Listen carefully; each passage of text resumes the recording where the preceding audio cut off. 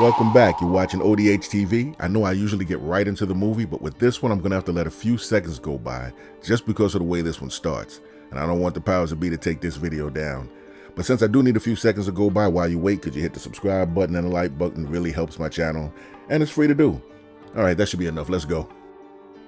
Okay, this movie starts off with 4 women tied up. This one you see here looks like she's already been through it. She gets dragged off to God knows where.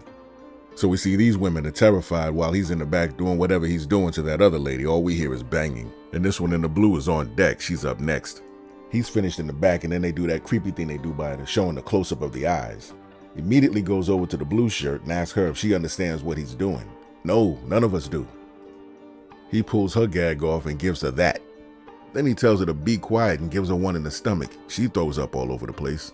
Anyway, he kicks her over onto her back, and she gets a beating. And a beating she does get. This literally goes on for a minute, like really 60 seconds. So this just keeps going on. The only thing that stops it is this one has seen enough. She tries to get out of there, but she makes too much noise. So her punishment gets expedited. But he doesn't waste much time with her. He takes her head right off, I guess because she disturbed his beating. So there's one left. He takes her gag off and asks her the same question. Do you understand what I'm doing? That's going to be a hard no.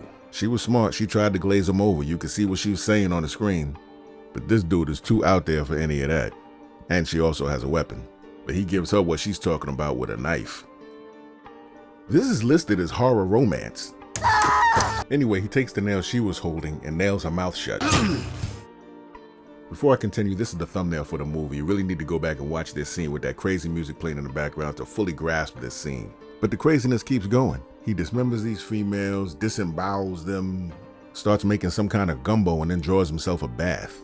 This scene also goes on for a little while. Scene then switches to a convenience store where this guy is talking to his girlfriend, explaining how men are weak. No matter how strong they are, once they get around their girlfriends, they turn into kitty cats. That's when the first killer walks in and orders some food. He's walking home. He sees a homeless man and gives him the rest of his food. Compassion from this guy, I guess?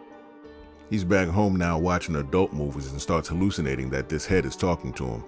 So the head asks him why he's watching that stuff. He says because one of the women he killed wanted to be intimate, and he asks the head if that's what he really wants. The head tells him to remember what he taught them about finding true love and that he needs to tell more women. But then her sentence cuts off before she could tell him what he needs to say. So he stomps the head out. The scene then switches to 2 more women that he has tied up. I think he's getting stressed out with all that screaming. But these 2 women fight back. I don't know if that's a good thing or a bad thing, because the first one kicks him and he stabs her in the bottom of the foot.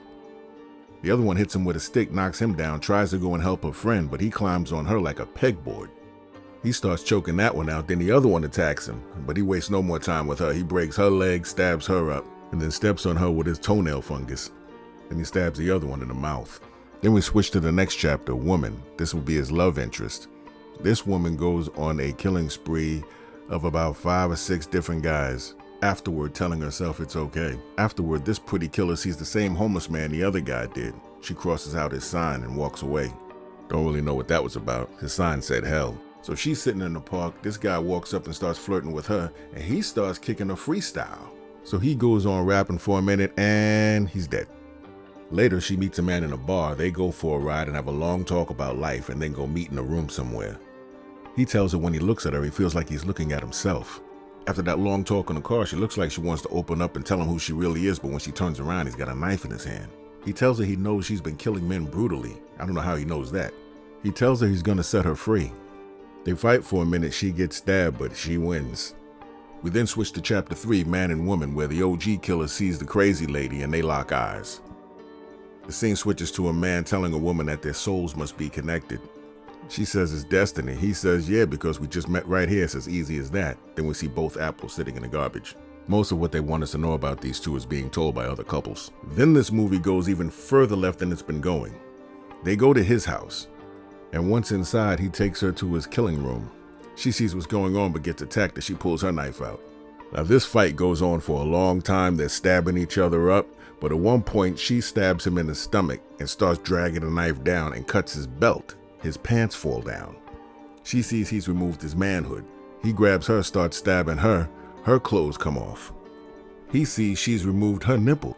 And she's also sewn her female part shut. Like, really took a needle and thread and sewed it shut. I gotta blur it out. Then there's an extremely long scene where they both cry together.